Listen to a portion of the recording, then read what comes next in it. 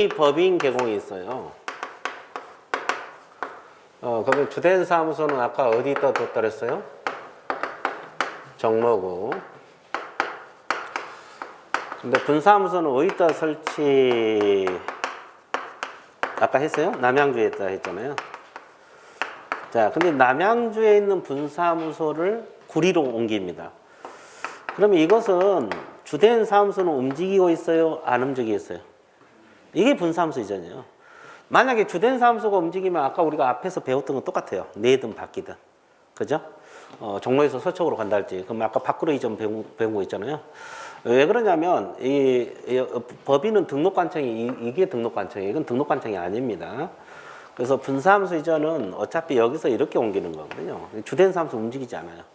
그럼 분사무소 이전 신고는 어디다 해야 되냐? 이것도 주된 사무소로 갑니다. 아까 설치 신고도 주된 사무소로 갔죠? 이전 신고도 주된 사무소로 가요. 그럼 이때 구비 서류가 뭐냐? 아까 원리는 똑같아요. 아까 우리가 이전 신고할 때 구비 서류가 등록증하고 사무실 확보 증명서를 제출했죠. 그럼 여기는 아까 우리가 뭘 받았어요? 신고 확인서를 받았잖아요. 이 신고 분사무소 설치 신고 확인서를 받았잖아요. 이 신고 확인서가 등록증하고 비슷해요. 여기가 이제 소재지가 들어있는 거죠. 사무소 소재지. 분사무소 소재지가 여기가 들어있어요.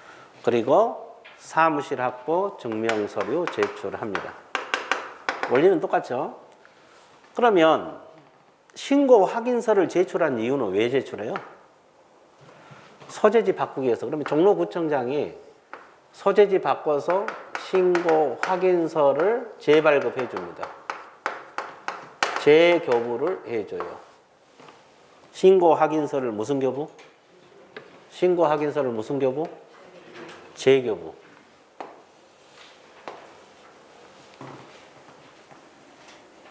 그죠? 근데 이렇게 생각해보세요. 이 분사무소를 남양주에서 옆 건물로 옮겼다 가정을 해봐요. 옆 건물로 가면 관할구역 밖으로 갔어요? 내로 이전이요? 그러면 이건 똑같아요. 재교부가 원칙이고 기존 신고 확인서에 변경사항 기재해서 교부할 수도 있다. 원리는 똑같습니다. 됐어요?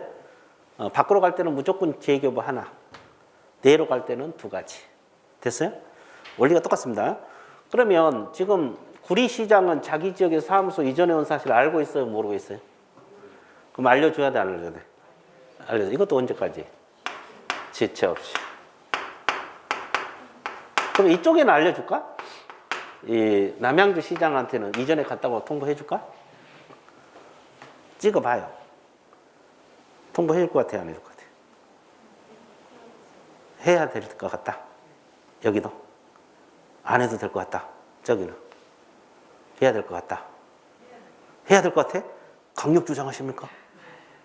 하늘이 무너져도? 그래. 양쪽에다 통보를 해야 되는 줄 알았어. 이유는 없어요. 법에서 그렇게 하라 그랬어요. 법에서. 양쪽에다 통보하라 그랬어요. 지체 없이. 자, 그래서 이게 이제 이전 신고 절차예요. 자, 별거 없죠? 자, 책을 한번 볼게요. 자, 이 의의에 보면 세 번째 줄 밑줄 보세요. 이전한 날로부터 이것도 며칠이네? 그 주된 사무소 등록관청에 신고하라. 분사무소 이전은 설치 신고도 주된 사무소, 이전 신고도 주된 사무소입니다. 이해됐어요? 자, 그 다음에 구비서류는 신고 확인서하고 사무실 확보 증명서류 두 가지. 등록등 대신 신고 확인서가 나와 있고. 자, 뒷페이지 넘어가세요. 동그라미 2번 신고 확인서 재교부 나와 있어? 안 나와 있어요? 나와 있죠. 이전 신고를 받은 등록관청은 내용이 적합한 거 신고 확인서 재교부해야 된다. 두 번째, 신고 확인서 재교부해야 한다. 원칙. 다만 법인 개공이 분사무소로 관할지역 내로 이전한 경우에는 밑줄 보세요. 변경사항 기재해서 교부할 수도 있다. 원리는 똑같죠. 밖으로 갈 때는 무조건 재교부, 내는 두 가지. 그리고 이제 이전 사실의 통보. 자, 등록관청은 이전 신고를 받을 때 지체 없이 동그라미 이전 전 및 이전 후 소재에 관한 시장구수구청에 통보. 이전 전 및 이전 후, 이전 전 및 이전 후, 이전 전 및 이전 후, 이전 전 및 이전 후 통보하라. 그렇게 나와 있어요? 안 나와 있어요? 나와 있죠? 자, 쉬운 것 같아, 어려운 것 같아? 되게 쉽죠? 그렇죠? 그렇죠? 그래서 여러분들 나중에 100점 맞으려면 나왔어요. 100점. 뭐, 굳이 많이 맞을 필요 없지만, 100점 맞으면 훨씬 좋아요. 근데 나중에 시험 봐봐. 생각보다 점수 안 나와. 그렇죠? 시험 보면 또 생각보다 점수 안 나오거든요. 근데 이제 자꾸 연습을 하셔야 돼요. 들을 때는 다 아는 것 같은데, 또 시험 보면 어떡하냐. 왜 그러냐면, 이 가면 갈수록 이제 양이 많아지잖아요. 과목별로. 양이 많아지면 앞에 있는 거 잊어먹게 돼 있어요. 잊어먹게 돼 있어요. 양이 이제 계속 늘어나거든요. 그러니까 머리가 이제 계속 포화가 되는 거예요. 과목마다 양이 늘어나 버리니까. 그죠? 처음에는 이제 양이 적으니까 뭐 이 과목, 양이 적으니까 머릿속에 싹 저장이 되거든요. 근데 이제 양 많아지고 또 깊게 들어가면 이제 이게 자꾸 잊어먹고 그러니까 점수가 안 나와요.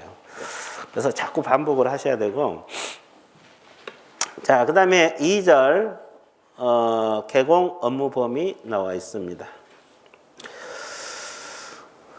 자, 개공 업무 범위가 나와 있는데, 이 업무 범위는 우리가 이제 크게 거기 두 가지가 나와 있잖아요. 이제 칠판 한번 봐보세요. 이 파트도 매년 출제가 되고 있거든요. 업무 지역 범위가 있어요.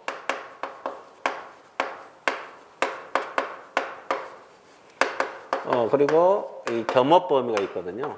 겸업. 이게 이제 두 가지를 공부를 해야 되는데, 업무 범위는 크게 두 가지입니다. 업무 지역 범위하고 겸업 범위가 있어요.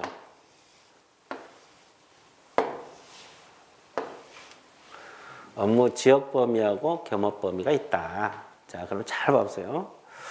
이거는 이렇게 공부를 하면 돼요. 법인인 개업공인 중개사가 있고, 공인 중개사인 개업공인 중개사가 있고, 부칙 6조 2항 중개인이 있어요. 자, 법인 개업공인 중개사는 업무 지역이 전국입니다. 자, 이게 무슨 말이냐면, 이제 법인이 주된 사무소를 서울 아까 종로에 뒀다 그랬죠? 종로구에 주된 사무소를 뒀더라도 이 법인 업무 지역은 경기도든 부산이든 대전이든 다 중개할 수 있다 이 말이에요. 그죠? 그러면 아까 법인은 분사무소 낼 수 있다 그랬어요? 없다 그랬어요? 그럼 분사무소, 남양주시에 있는 분사무소 업무 지역은 어디로 봐야 될까요? 남양주시만 중개할 수 있을까? 경기도만 할 수 있을까? 전국 다 할 수 있을까? 남양주에 있는 분사무소 있잖아요. 그러면 남양주시 쪽만 중개할 수 있을까? 전국 다 할 수 있을까? 아니면 경기도만 할 수 있을까? 찍어봐요. 이것도 전국 다 할 수 있어요? 예, 전국 다 가능해요. 이게 분사무소 업무 지역도 전국이요. 그죠? 뭐 서울 거 중개할 수 있고 대전 거 중개할 수 있고 여러분들 있고 분사무소 남양주에 있더라도 자 그리고 전국입니다. 그리고 이제 법인 그러면 항상 따르는 게 특수법이 있잖아요. 지역농협, 지역산림조.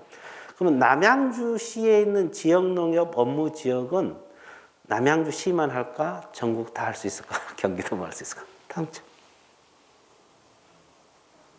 남양주시만 지역농협이니까 예, 이것도 전국이에요. 그러니까 결국은 특수법인이죠. 예, 지역농협, 특수법인이라고 전국.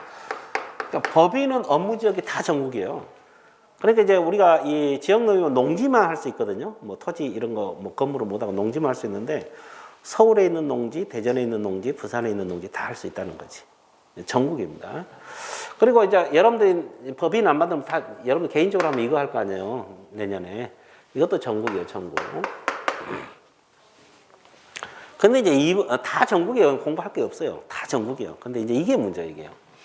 이건 과거부터 해오신 분들이거든요. 중개인들은 자격증 없이 옛날부터 해오신 분들이 인정해갖고 개공으로 인정을 해준 사람이잖아요.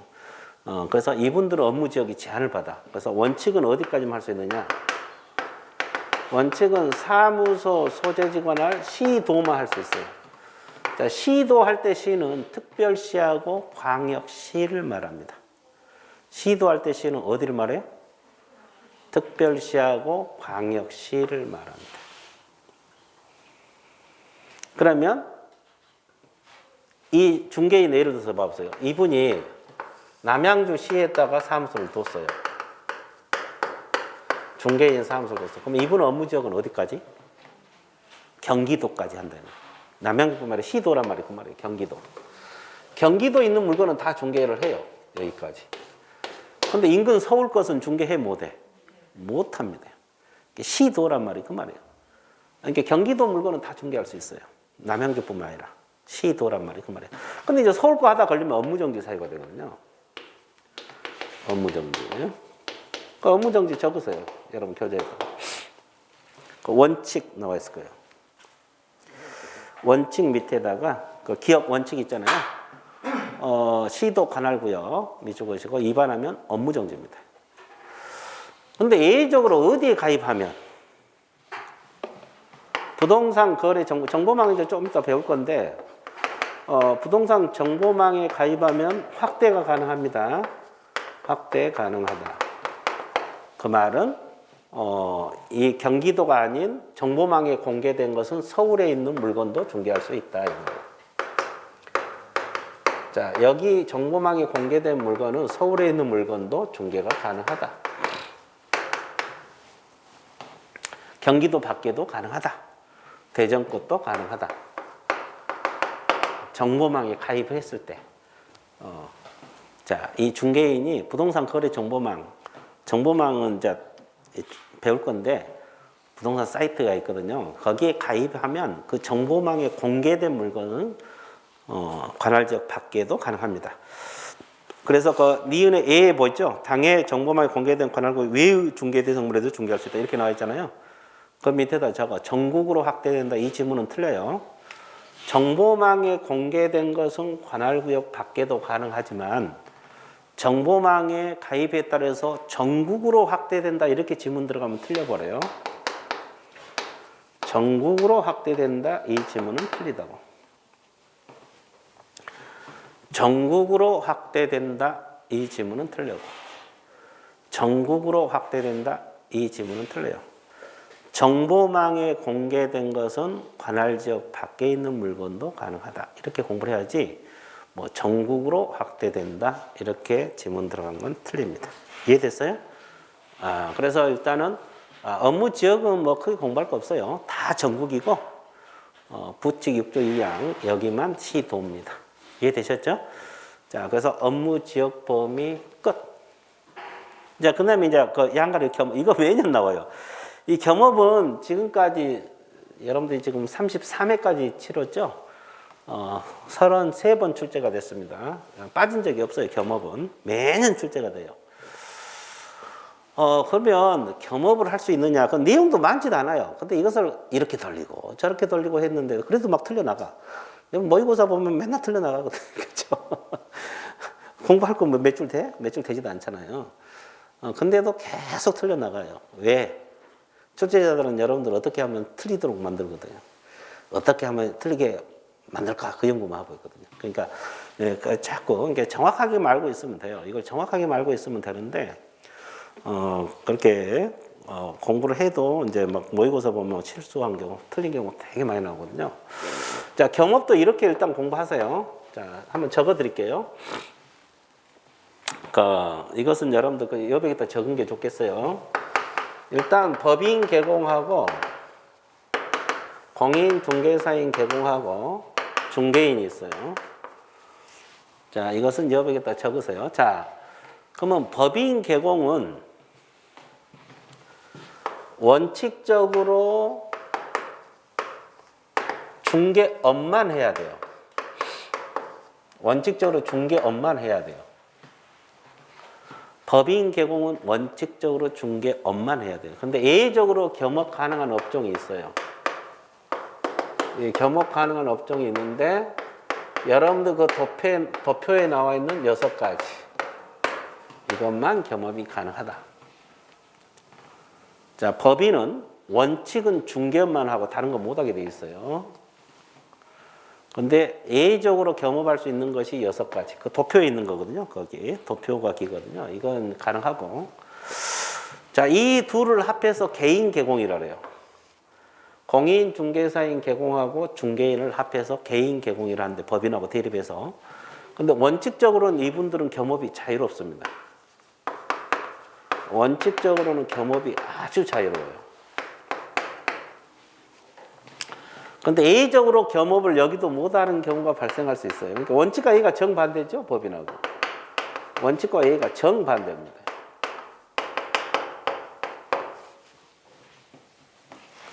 자, 이 정반대잖아요.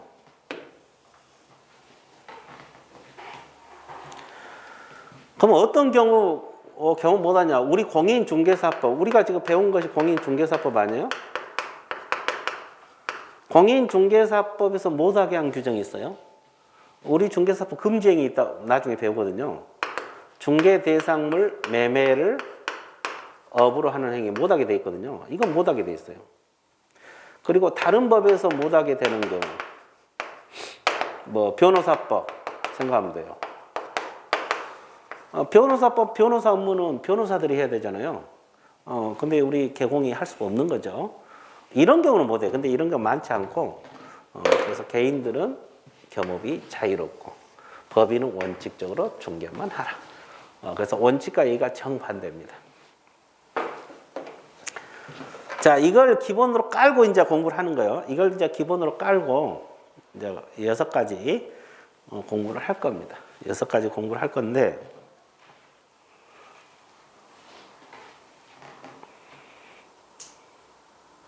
자, 그럼 이제 시험은 이제 이건 기본으로 깔고 시험은 거의 여기서 다 나오거든요. 여기요. 여기. 그 도표 있잖아요. 그 도표 6가지 나와 있는데 그 보면은 뭐라고 했어요? 중개업은 원래 할 수 있는 거 이거고. 그 중개업 빼고 그 밑에 6가지요. 그 중개업은 원래 할 수 있는 업종이고. 자, 그러면 두 번째 한번 읽어보세요. 뭐라 했어요? 상업용 건축물 및 주택의 임대 관리 등 관리 대행이 있잖아요. 자, 임대 관리 등 관리 대행 밑줄 그으세요.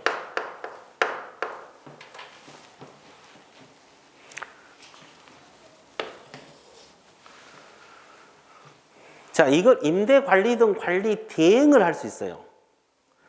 그럼 법인 개공이 직접 임대 사업 못 합니다. 그래서 피고란에다가 임대업 X라고 적으세요. 임대업, 임대 사업을 말한 거예요.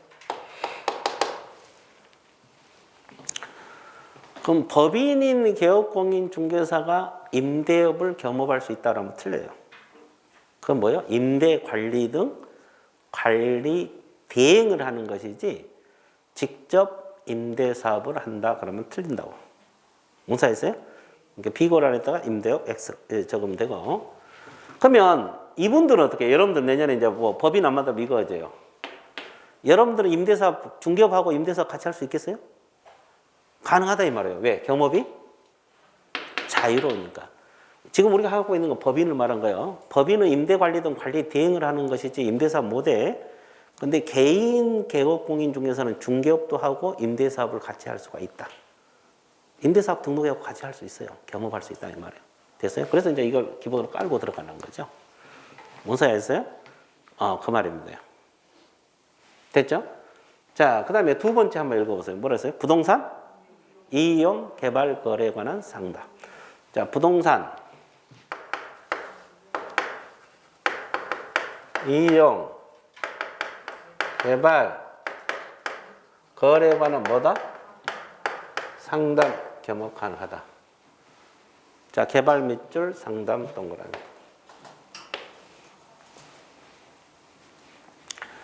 그러면 직접 부동산 개발업에 뛰어들 수 있어? 개발업을 할 수 있을까? 없습니다. 그 비고란에다가 부동산 개발업 X라고 적었어요.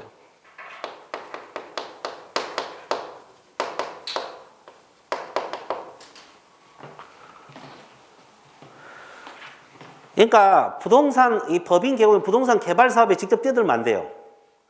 그러면 누가 물어봐요. 이 개발하면 좋냐 안 좋냐 하면 상담을 해주는 거 하는 거죠. 상담.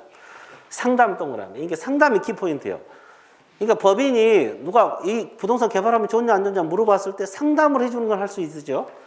이걸 할 수 있는데 직접 부동산 개발 사업에 뛰어들면 안 된다고. 됐어요? 자, 그래서 일단 부동산 개발 거래에 관한 상담을 겸업할 수 있다. 상담, 컨설팅.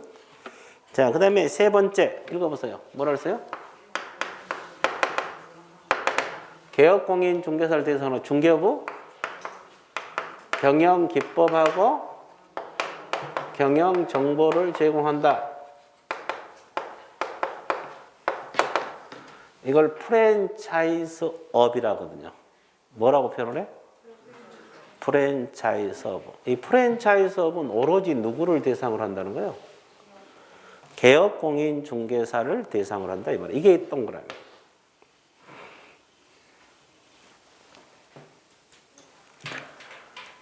그럼 일반인 대상으로 한다면 틀려요. 일반인은 X.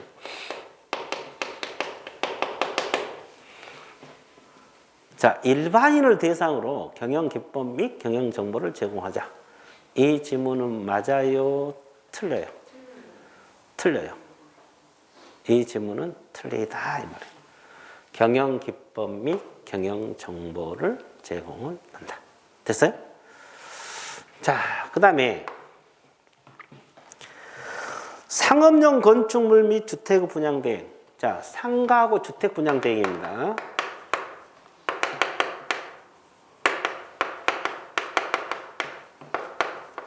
분양 대행 몇 줄? 상가 주택 몇 줄? 자,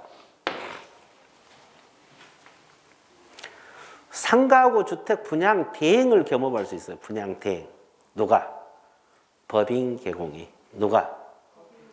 그러면 토지 분양 대행은 못 합니다. 토지 분양 대행 X라고 적었어요. 법인 개업공인중개사는 토지 분양 대행을 못 해. 상가하고 뭐만? 상가하고 뭐만? 주택만 분양 대행을 겸업할 수 있다. 이렇게 공부를 해 주시면 좋아요. 좋죠? 그 다음에 이 사업체 소개된 주거 이전에 부수된 용역 알선, 알선 동그라미.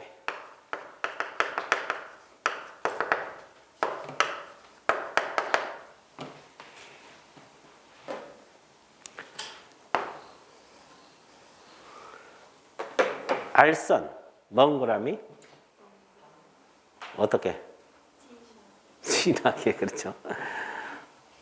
이 사업체 소개해주고, 우리가 이제 이거 매매하면 이사 가잖아요. 그럼 이 사업체 소개해주고 돈 받고, 도배업체 소개해주고 돈 받고, 이런 걸 할 수 있어요. 근데 법인 개공이 직접 이 사업체 운영 못 합니다. 도배업체 우선 못 해요. 이 사업 X. 직접 이 사업이나 도배업을 한다 그러면 틀려버려요. 그러면 직접 한다는 거요, 소개해주는 거. 소개, 알선만 하는 거예요, 알선. 그러니까 법인 개공이 이 사업체를 운영한다 그러면 틀려버리고 도배업체를 운영한다 그러면 틀려버려요. 알선, 소개해 준 건 할 수 있다. 알선, 소개해 준 것은 소개해 준 건 할 수 있는 것이지 직접 이 사업이나 도배업을 운영한다. 이 지문은 맞았어요? 틀렸어요? 틀렸어. 이해됐어요? 그리고 마지막으로 뭐가 있어요? 경매, 공매, 권리 분석하고 매수인정, 입찰시정, 대리, 겸업하는. 근데 이건 중개인은 못한다고 그거 적혀 있죠. 중개인들은 이 자격증이 없기 때문에 법에서 못하게 막았어요. 경공매는 그래도 뭐 전문 지식이 좀 있어야 되잖아요. 그래서 그러면 중개인은 못한다 막았죠. 그러면 공인중개사인 개공은 이것도 할 수 있어요. 그러니까 공인중개사인 개업공인중개사는 이 법인이 할 수 있는 거 6가지도 할 수가 있고 노란 분필까지도 하는 거예요. 왜? 겸업이 자유로우니까. 자, 법인은 이 노란 분필로 적혀 있는 거 못 하잖아요. 근데 이 공인중개사인 개공은 이 법인이 할 수 있는 6가지도 할 수 있고 개발업도 할 수 있고 임대업도 할 수 있고 토지 분양 대행도 할 수 있다 이 말이에요. 됐어요? 왜? 겸업이 자유로우니까. 그래서 저걸 깔고 들어가야 되고 중개인은 이것까지 다섯 가지는 겸업할 수 있어요. 5가지는 겸업할 수 있는데 이 경공매만 못합니다. 중개인도 5가지 할 수 있고 노란 분필도 할 수 있는데 이 경공매는 못합니다. 이해됐어요? 그래서 일단 이 6가지 자꾸 있고 또 있고 그래서 반복을 하셔야 돼요. 있고 또 있고 그래서 계속 반복을 해주면 좋아요. 이해되셨죠? 여기까지 이해됐어요? 그 다음에 오른쪽 페이지로 넘어가 볼게요. 양가로 3번. 우리가 이제 우리 중개사법에서는 보수 많이 못 받게 돼 있잖아요. 근데 여기 이 겸업은 중개업이 아니잖아요. 이 중개업이 아니기 때문에 거기에 첫째로 중개보수 규정이 적용되지 않는다. 그러면 관련 법규 합의한 보수 약정이 적용된다. 그러니까 결론적으로 뭐냐면 이것은 중개업이 아니기 때문에 중개보수 규정을 적용하지 않아요. 자, 다시 정리할게요. 이건 중개업이다 아니다? 중개업이 아니기 때문에 중개보수 규정은 적용하지 않아. 그러면 합의한 보수. 뭐에 의한 보수? 합의. 그러면 여러분 보세요. 상담 5분 해주고 1억 받아먹어도 돼. 상담 5분 해주고 1억 받아먹어도 된다고. 1억 받아먹을 자신 있어요? 5분 상담해주고 돈 떼돈 벌겠네. 그렇죠. 그래도 초과 보수에 걸리질 않아요. 왜냐하면 이건 중개업이요 겸업이요. 겸업. 그래서 이제 이것은 보수가 합의한 보수. 이해됐어요? 자, 이렇게 알고 있으면 되고. 그 다음에 2번 특수법인 지역농협, 지역산림조합 이런 특수법인 있잖아요. 특수법인은 본래 업무가 이제 지역농협 농협 업무를 말하고 해당 법률에서 규정된 중개업을 할 수 있다. 중개업, 농지만 할 수 있다. 지역농협 예를 들면. 그런데 2번 밑줄 보세요. 이 14일 정한 6가지는 겸업할 수. 그러니까 특수법인은 6가지 겸업 못 합니다. 이 특수법인은 6가지 겸업한다, 못 한다? 못 한다. 왜냐하면 지역농협은 농지만 하도록 돼 있기 때문에 이런 거 겸업할 수 없다고 해석을 하는 거예요. 지역산림조합도 마찬가지. 지역산림조합은 임목하고 임야만 할 수 있거든요. 그래서 6가지는 할 수가 없다. 이렇게 공부를 하시면 돼요. 그래서 겸업 일단은 이 내용 공부를 하고 주의사항 공부를 하면 돼요. 그래서 매년 출제가 되는데 하여튼 문제를 변형한다 할지 내용을 조금씩 바꿔서 출제한다 할지 이렇게 해서 계속 출제가 되고 있어요. 그래서 이제 이것을 잘 정리하시면 됩니다. 그러면 이제 그냥 한 문제 맞히는 거죠. 이해되셨어요? 자, 그러면 이제 뭘 공부하러 떠나야 돼요? 고용인 들어갑니다. 3절 제목 한번 읽어보세요. 뭐가 나와요? 고용인. 개업공인도 고용인 나와 있어요. 자, 고용인이 누구를 말하겠어요, 여러분들? 소속공인 중개사 중개업 직원들 말하는 거거든요. 자, 7번 보세요. 이 개업공인 중개사 밑에 취업한 사람을 고용인이란 말을 써요.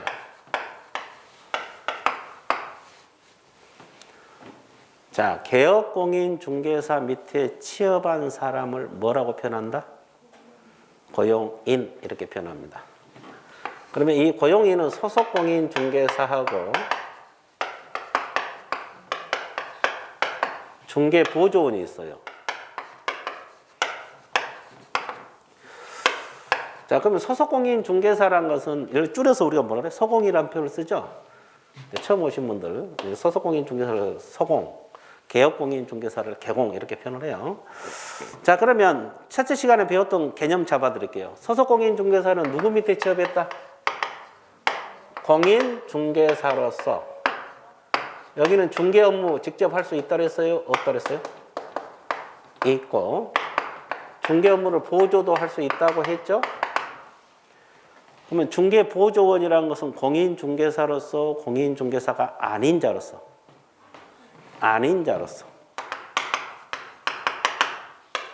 그러면 여기는 중개 업무 수행 못하고 단순 업무를 보조한다.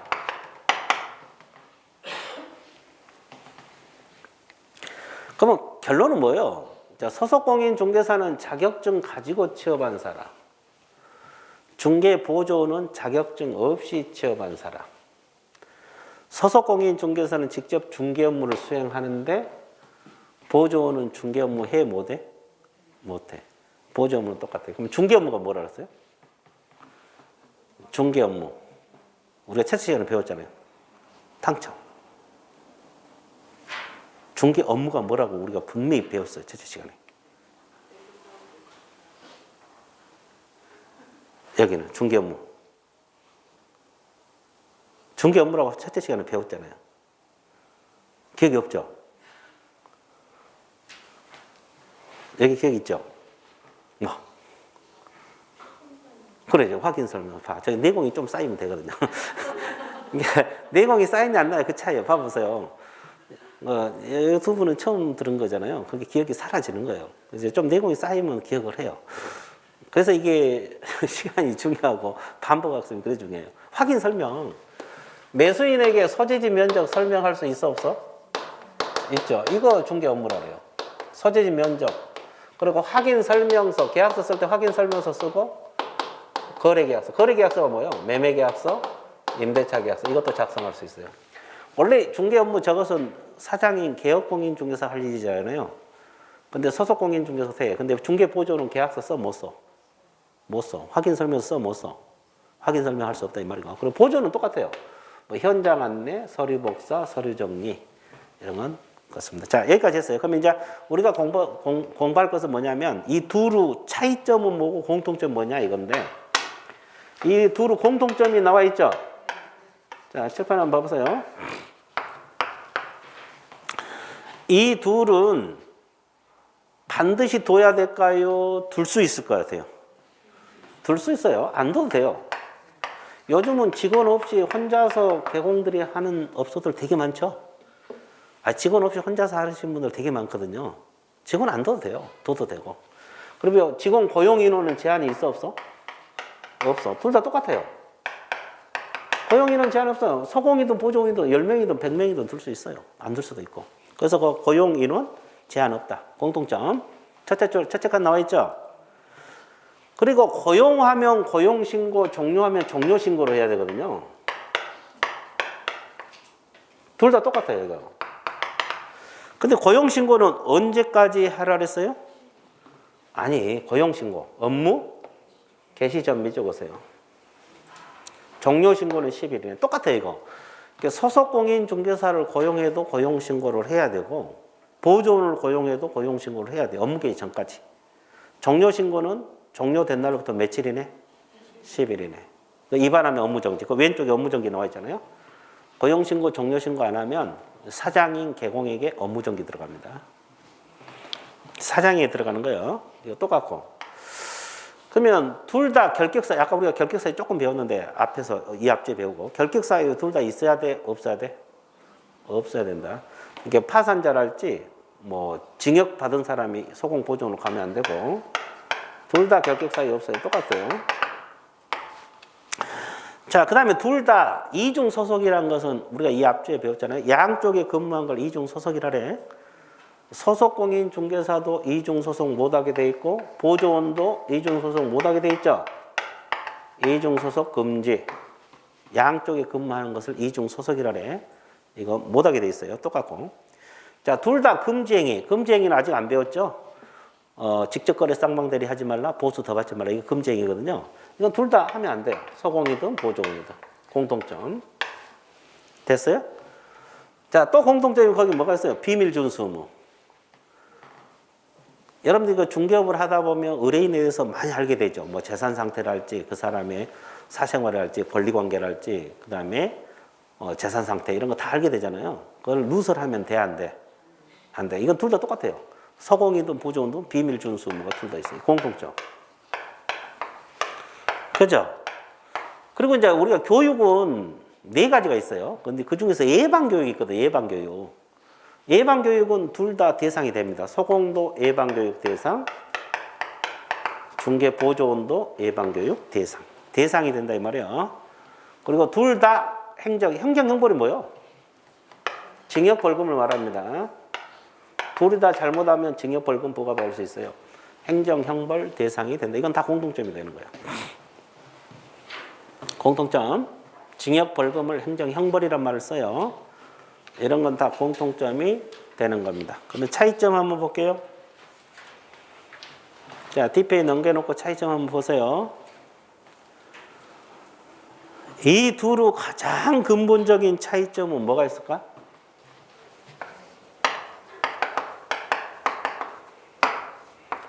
자격증을 가지고 취업했냐, 없이 취업했냐, 이거죠?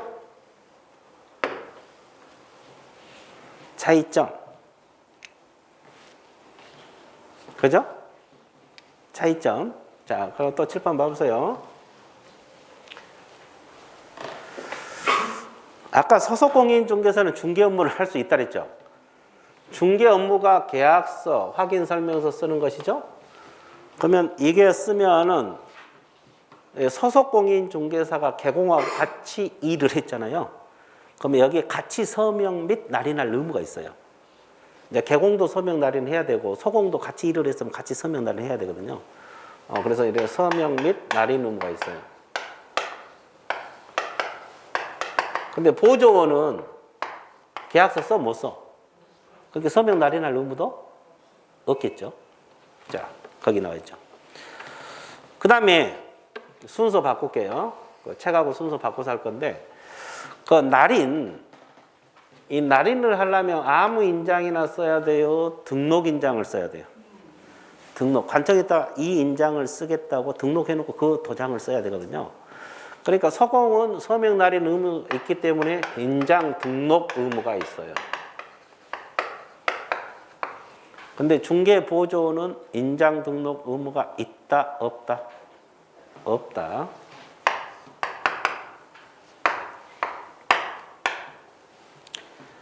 인장 등록 의무가 없어요. 이해됐어요? 그 다음에 또 하나.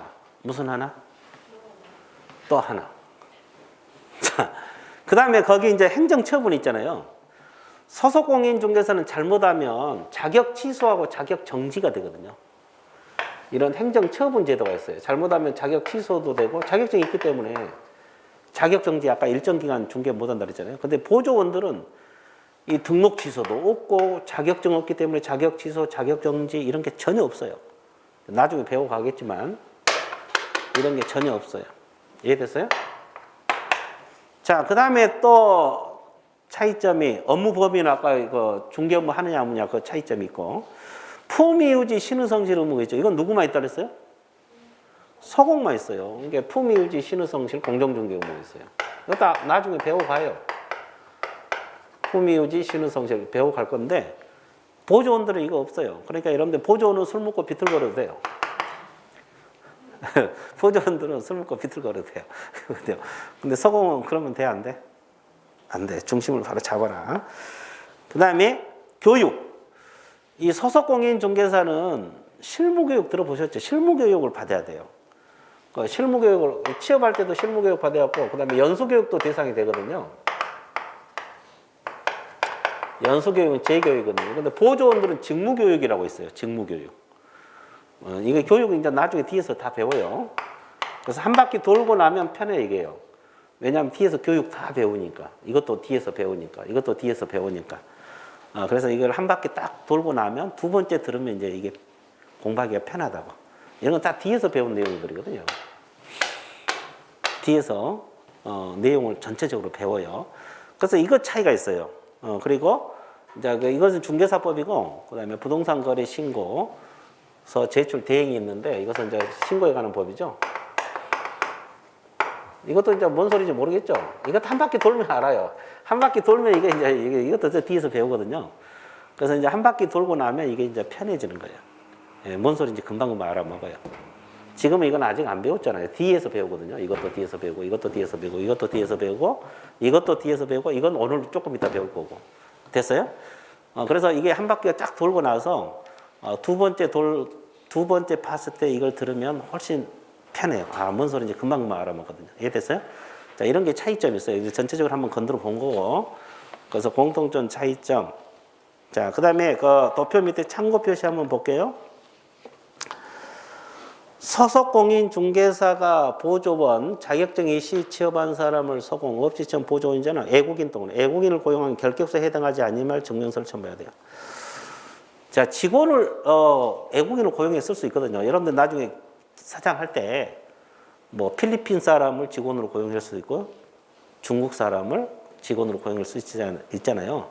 그러면 그분들이 결격사유 없다는 서류를 제출을 해야 돼요. 증명을 해야 돼요. 이해됐어요? 근데 우리나라 사람은 결격사유 없다는 서류 제출하지 않아요. 왜 그러냐면 우리나라 사람들은 직접 확인 들어가 버리거든요. 요즘 컴퓨터 치면 나와. 징역 받았는지, 벌금 받았는지, 집행유예 받았는지, 파산 선고를 받았는지 이런 거 금방 확인이 가능한데 외국인들은 그게 불가능하거든요. 그래서 외국인을 직원을 고용했으면 결격사유 없다는 서류를 제출을 해주게 돼 있어요. 그 다음에 두 번째 참고 표시 보세요. 고용 신고를 받은 등록관청은 자격증을 발급한 시도지사에게 소공 후 자격 확인 요청. 자, 소공 자격 확인 요청 밑줄 보세요. 이 자격증은 아까도 이야기했지만 확인 서류라고 했어요. 확인. 그러니까 자격증을 제출하지는 않아요. 자격증 확인 서류고 또 결격 사유 있냐 없냐, 교육 받았냐 안 받았냐 이런 것을 뭐 하라 그랬어요? 확인하여야 한다. 이렇게 나와 있어요? 안 나와 있어요? 나와 있죠? 되게 쉽죠? 그렇죠? 그 다음에 이제 2번 제목 한번 읽어보세요. 이제 이게 중요한데, 고용인은 무슨 책임? 업무상 행위 책임. 이것은 여러분들 책 봐서는 절대 몰라. 이 설명을 드려야 되거든요. 이것은 이제 너무 줄여놔서, 도표로 줄여놔서, 그거 봐서는 잘 모르고 설명을 반드시 들어야 돼요. 자, 그럼 이제 이걸 설명할 건데,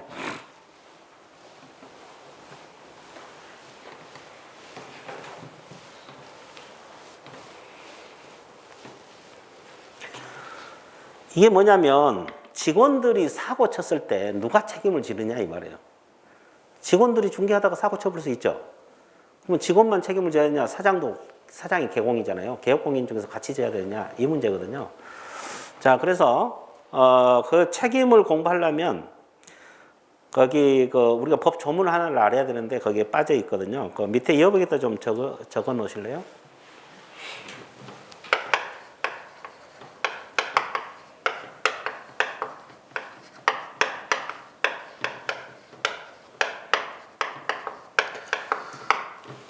자, 뭐라고 정리하면 고용인의 업무상 행위는 이렇게 적으세요. 고용인의 업무상 행위는 이렇게 적어요. 고용인의 업무상 행위는 적었어요? 그를 고용한 개업공인중개사 행위로 본다. 이렇게 했어요. 그를 고용한 개업공인중개사 행위로 본다. 이게 우리 법에 들어있는 조문이거든요. 고용인의 업무상 행위는 그를 고용한 개업공인중개사 행위로 본다.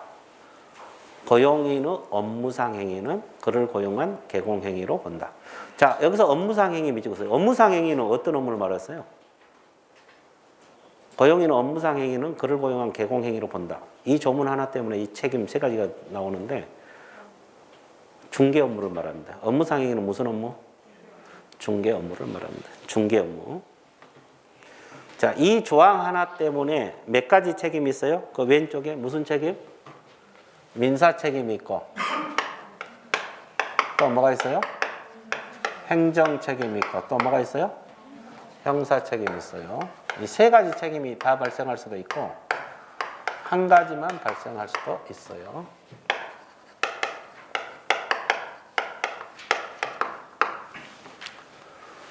그래서 일단은 세 가지 책임이 다 발생할 수도 있고 한 가지 책임이 발생할 수도 있고 두 가지 책임이 발생할 수 있는데 이 행정 책임하고 형사 책임은 이 벌칙 내용이거든요.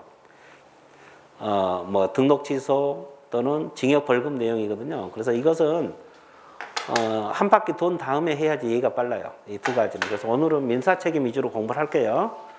오늘은 민사 책임 위주로 공부하고 행정 책임, 형사 책임은 제재를 알아야 되거든요. 징역, 벌금. 한 바퀴가 돈 다음에 두 번째 봤을 때 해야지 이해가 빨라.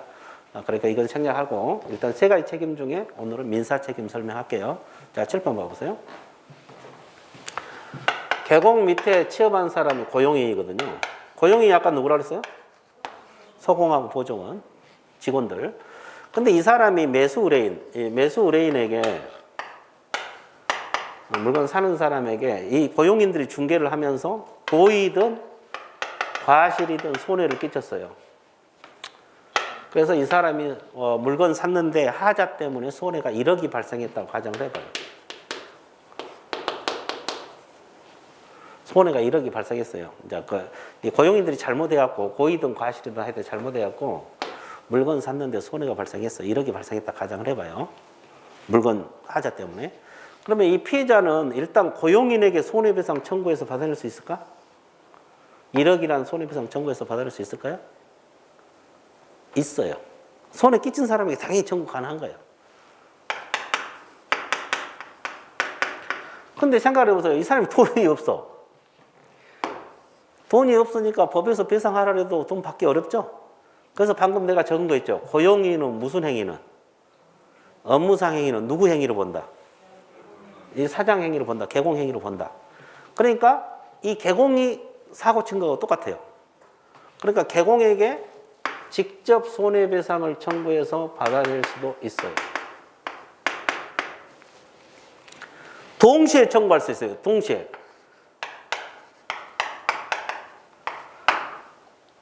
그래서 둘이 연대 책임지는 거예요. 그러니까 먼저 이 사람이 청구해서 못 받으면 청구한 게 아니라 순서 관계없어. 바로 개공에게 청구할 수도 있어요. 그래서 둘이 연대 책임져요. 부진적 연대 책임 관계다 그래요.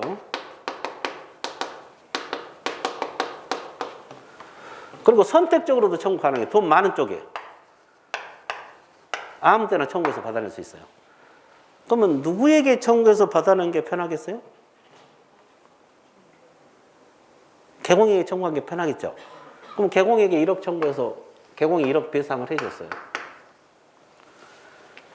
그러면 개공은 지금 누구 때문에 지금 1억씩 배상해 줬어요? 그럼 고용인에게 갚으라고 할 수 있냐고. 내가 당신이 잘못해갖고 내가 배상해 줬으니까 나한테 빨리 갚아라.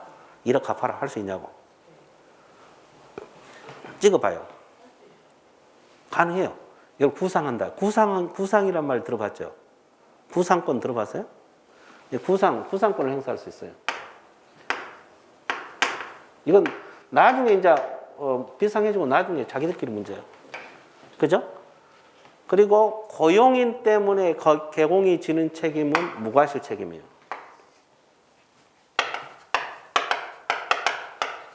감독상 무과실. 이 말은 뭐냐면 감독하는데 과실이 없어도 손해가 발생하면 손해배상을 해야 된다, 안 해야 된다? 해야 된다. 감독상 무과실. 이해됐어요? 자, 이 관계를 알고 있어야 됩니다. 자, 그래서 이게 민사책임 관계예요. 그러면 누구 때문에 지금 개공이 손해배상을 지는 거예요? 고용인. 중개 업무와 관련해서 그래요. 이 사람이 개인적으로 뭐 사고 치면은 사장인 개공이 책임질 이유가 없죠. 아까 업무상 행위라는 것이 중개 업무와 관련해서만. 이해됐어요? 자, 이게 민사책임 관계입니다. 그 도표 한번 보세요. 그 민사책임만 보세요. 행정책임, 형사책임은 나중에 할 거고, 그 고용인이 손해를 끼쳤다고 했죠, 의뢰인에게. 그러면 이제 개공이 고용인은 손해배상 책임은 과실 책임이란 말이 뭐냐면 이 고의나 과실로 손해를 끼쳐야지 손해배상 문제가 발생해요. 직원이 고의나 과실로 손해배상을 끼쳐야 된다. 이게 과실 책임이라는 뜻이에요. 그죠? 그리고 개공이 무과실 책임이라는 거 이거예요. 감독상 무과실. 그 위에 손해배상 책임, 개공이 지는 것은 무과실 책임 관계다.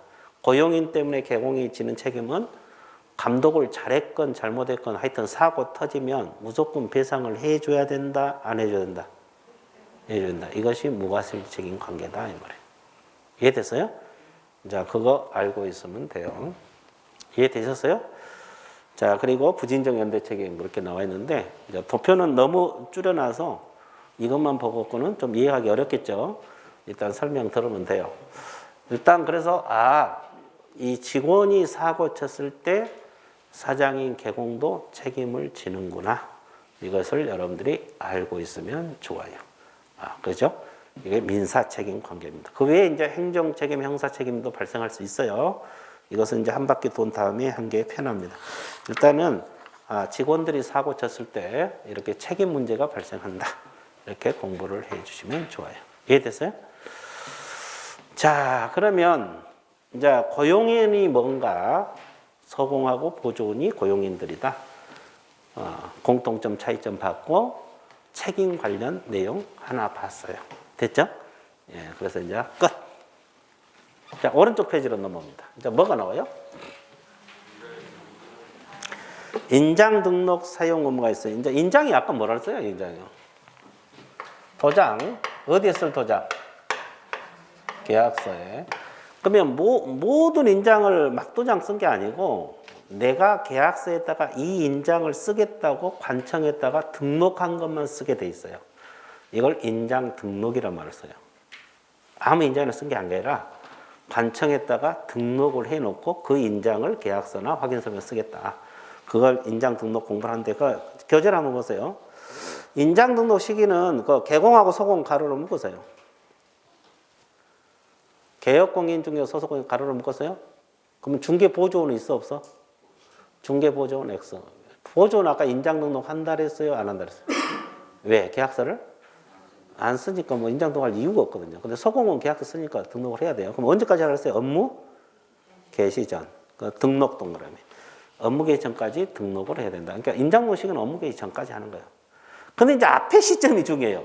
개공은 앞에 시점이 언제로 볼까요?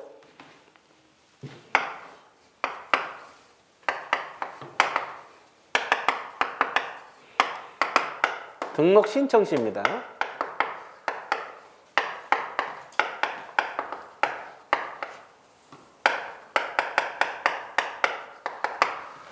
그러니까 등록을 신청할 때 인장 등록 같이 할 수가 있어요. 개설 등록을 말하는 거예요. 개설 등록. 개설 등록. 중개사무소 개설 등록 신청할 때 인장 등록을 같이 할 수도 있어요. 이때 안 하면 업무 개시전까지 무조건 해야 되고 이때는 할 수 있답니다. 할 수 있다.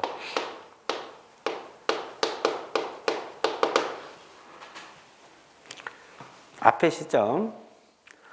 그러니까 개업공인 중개사는 업무 개시 전까지는 업무 시작하면 일단 계약서 써야 되니까 업무 개시 전까지는 무조건 인장 등록해야 되는데 등록 신청할 때 등록 뭐 할 때? 신청할 때 인장을 같이 할 수도 있어요. 여기서 등록은 개설 등록. 우리가 등록하고 중개해야 되잖아요. 개설 등록을 말합니다. 자, 그러면 소공은 이것도 업무 개시 전까지 인장 등록해야 되죠. 근데 앞에 시점은 언제요? 고용 신고할 때. 아까 고용 신고할 때 인장 등록 같이 할 수 있어요. 아까 소공 고용 신고 하라 그랬잖아요. 고용 신고할 때 인장 등록 같이 할 수도 있어요. 이것도 같이 공부해 놓으세요. 개업공인 중개사는 어차피 이제 업무 개시 전까지 해야 되는데 등록 신청할 때 같이 할 수도 있고 인장 등록. 소공 고용 신고할 때 같이 할 수도 있어요. 인장 등록. 불편하니까 그때 그냥 같이 해버리는 거죠. 그래서 이제 보조원은 인장 등록 의무가 없습니다. 됐죠? 자, 등록할 인장 볼게요. 등록할 인장은 두 가지가 있죠. 법인 개공하고 개인 개공. 개인 개공이 뭐요? 개인, 공인중개사인 개공하고 중개인하고 소속공인중개사 이런 데 개인이래요. 자, 법인 개공은 주된 사무소는 뭐라 써요? 상업 등기 규칙에 신고된 법인 인장, 법인 동그라미.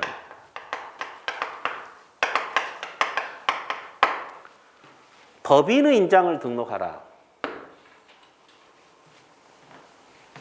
법인 동그라미 쳤어요? 그럼 법인은 대표자 인장, 대표자가 있어 없어? 대표자 인장 등록한다 그러면 틀려요. 법인 자체 인장입니다. 그죠? 그리고 법인은 아까 분사무소를 낼 수 있다고 했어요? 없다고 했다고 했어요?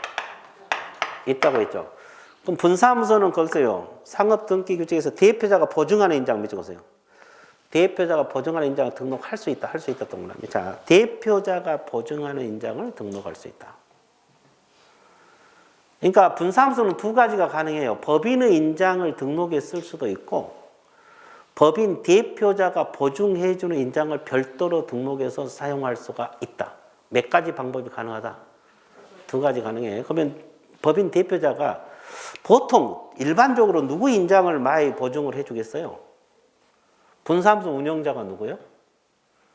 책임자라 그러잖아요. 분사무소 운영자가 책임자잖아요. 그러니까 주된 사무소 대표자가 책임자 인장을 보증을 해주면 그러면 책임자 인장을 등록해서 사용할 수도 있다 이런 뜻입니다. 됐어요? 주로 이제 책임자가 운영자가 책임자니까 그러니까 법인 대표자가 책임자 인장 보증을 해주면 그 책임자 인장을 등록해서 사용할 수 있다 이런 뜻이에요. 그러니까 분사무소는 법인의 인장을 등록할 수도 있고 대표자가 보증하는 인장을 별도로 등록해서 사용할 수도 있어요. 자, 그리고 등록할 것은 둘 다 등록관청. 근데 법인은 등록관청이 분사무소 쪽이라 그래서요. 주된 사무소. 주된 사무소 시장군수구청장을 등록관청이라 그래요. 분사무소도 마찬가지. 그러니까 아까 우리가 배운 거 있죠. 분사무소 설치 신고는 어디로 간다 그랬어요? 주된 사무소 등록관청. 분사무소 이전 신고도 주된 사무소. 분사무소 인장 등록도 주된 사무소로 가는 거예요. 그래서 분사무소는 거의 다 주된 사무소로 가요. 분사무소 시장군수구청장 그러면 틀려버려요. 주된 사무소 쪽으로 가는 거예요. 인장 등록할 때도 그러니까 주된 사무소 종로 있고 분사무소 남양주 있더라도 종로구청장한테 인장 등록하라는 거죠. 됐어요?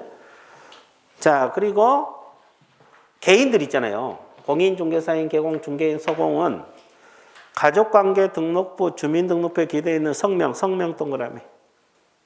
성명이 나타난 인장으로서 그 크기가 가로 세로 각각 몇 미리? 7mm 이상, 30mm 이내의 인장입니다.